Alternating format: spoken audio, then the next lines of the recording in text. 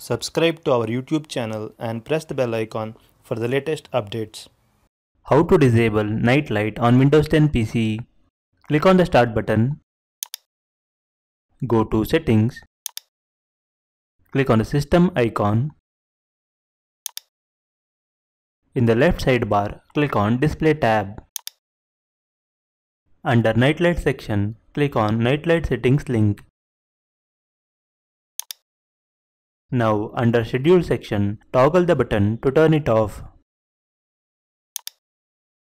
Go back to Display page.